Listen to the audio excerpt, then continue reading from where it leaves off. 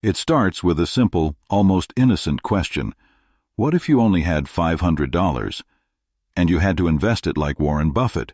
Not pretend, not theory, real money, real decisions, real consequences. Because here's the uncomfortable truth. Most people don't fail at investing because they lack money. They fail because they don't understand what money actually does once it leaves their hands, and $500 is just small enough to expose that. No safety net, no diversification illusion, no room for mistakes. Just you and the market.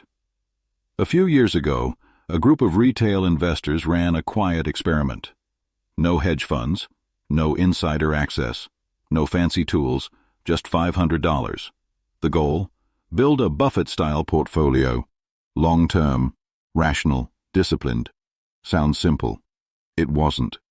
Because the moment you shrink capital down to $500, something strange happens.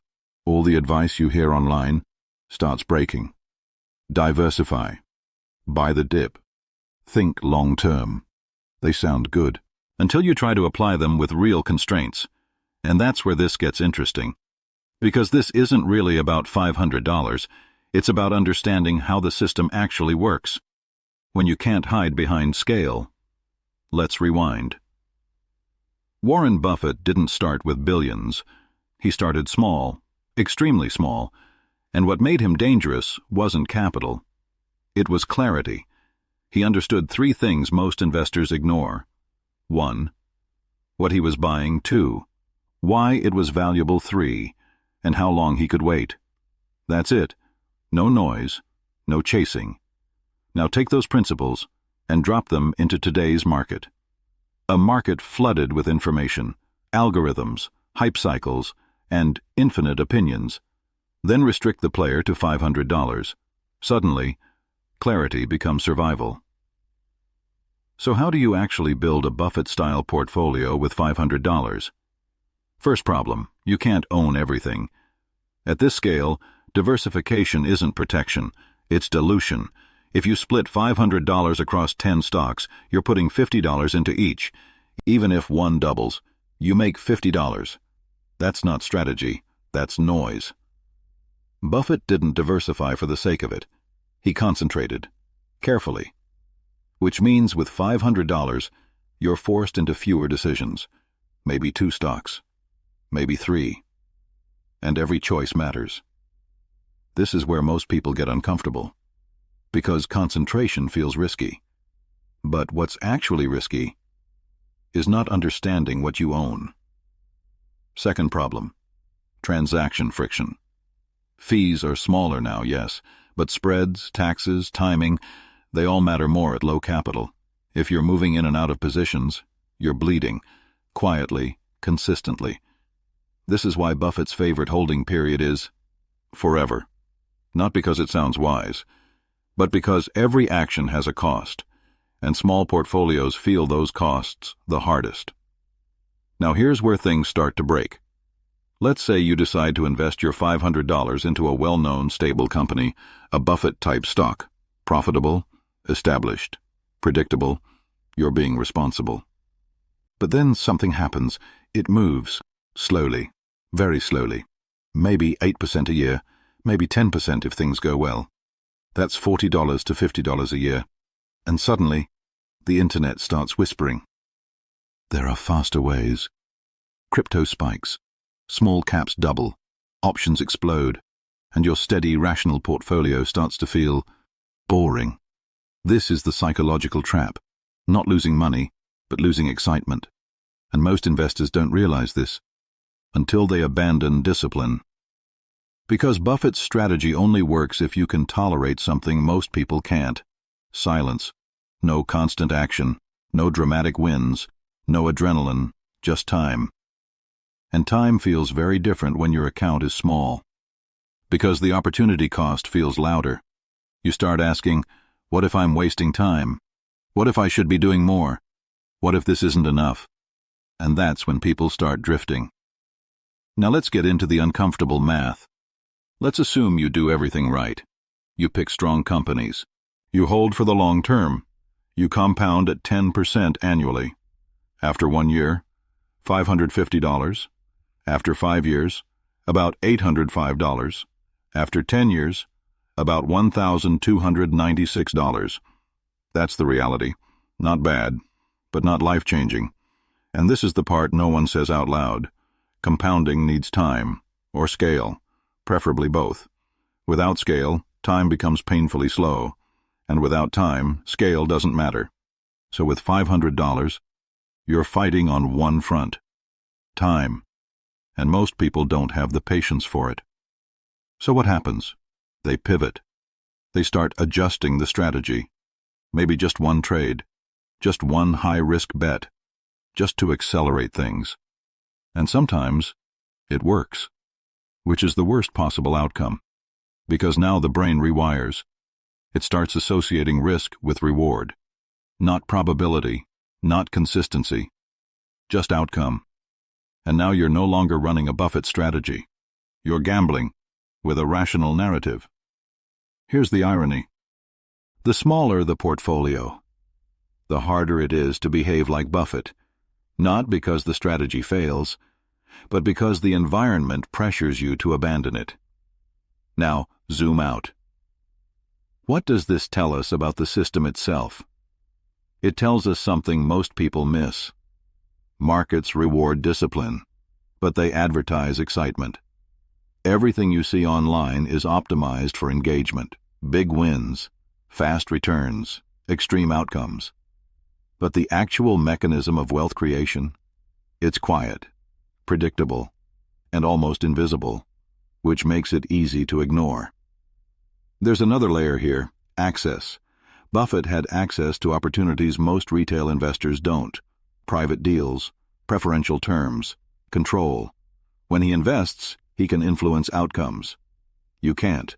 So when people say invest like Buffett, they're simplifying something complex.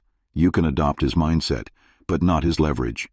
And that difference matters, especially at $500. Let's break down a realistic $500 Buffett-style portfolio. You might pick one strong consumer company, one stable financial institution, maybe one broad market, ETF. That's it. 3 positions. You hold, you reinvest dividends, you ignore noise. On paper, it's perfect.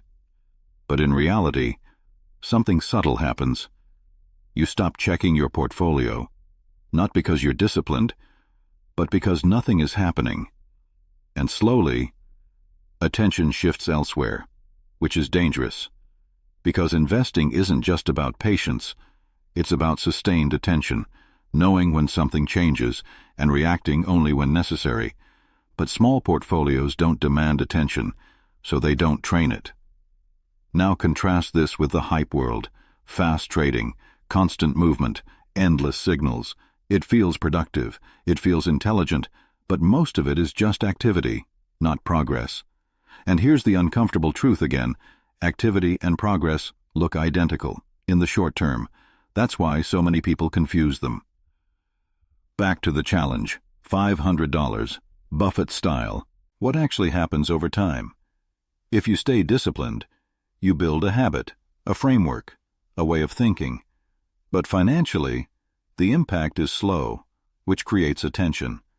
Because the market is not just a financial system. It's a psychological one, and it constantly tests your beliefs. Let's introduce a twist. What if instead of focusing on returns, the real goal of the $500 challenge is calibration? Understanding how you react to gains, how you react to losses, how long you can stay consistent, what makes you break. Because those behaviors don't scale linearly. If you panic with $500, you'll panic with $50,000. If you chase trends with $500, you'll chase harder with more. So the small portfolio becomes a mirror, not of your wealth, but of your decision-making. And this is where the challenge becomes valuable, not as a way to get rich, but as a way to reveal how you think. Because markets don't just reward intelligence, they punish inconsistency. Now let's address the elephant in the room. Can $500 realistically grow into something significant? Yes, but not in the way people imagine. It requires additional contributions, extreme patience, and avoiding major mistakes. Not finding the next 10 times stock. Just not losing. That's the real game. Because avoiding losses compounds faster than chasing gains. But that idea doesn't sell. It doesn't trend. So it gets ignored. There's also timing. Buffett invested in a different era. Less information, less competition, more inefficiencies. Today's market is faster, smarter, more crowded, which means opportunities still exist. But they're harder to identify and easier to misjudge, especially when you're working with limited capital and limited experience. So, where does that leave the $500 challenge? In an interesting place. It's not a path to quick wealth. It's not a hack. It's not even a strategy in the traditional sense. It's a constraint, and constraints reveal truth. Here's what most people discover by the end of it.